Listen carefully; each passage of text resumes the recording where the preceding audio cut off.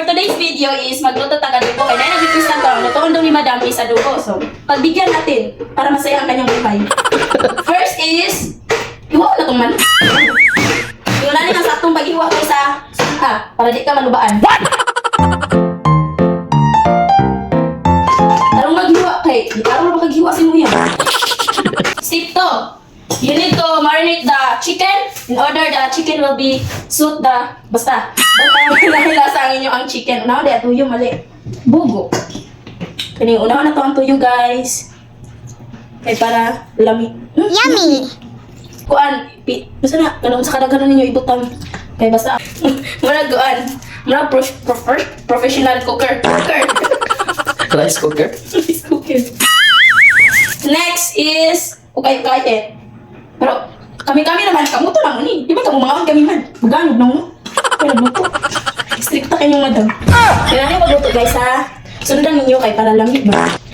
Kaya sa kuha. Step 2 guys is ugasan na to lamas.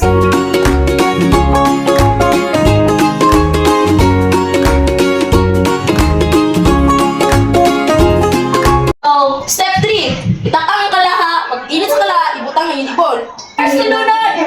Bungay! King nga kay madamang ta. So, ito kayo, pinapagong. Tapos! Haman ang dagwan? Step 4! Kinimbaw naman itong lamas! Inuna mo ang manok!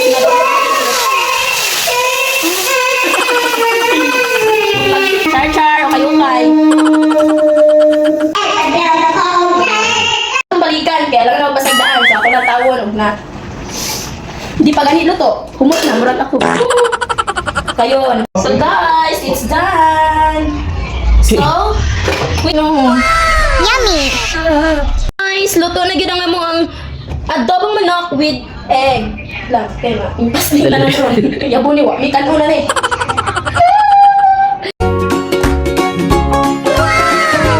Yummy!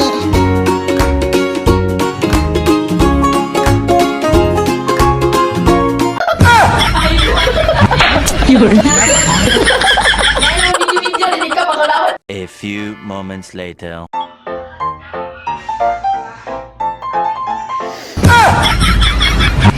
Yun.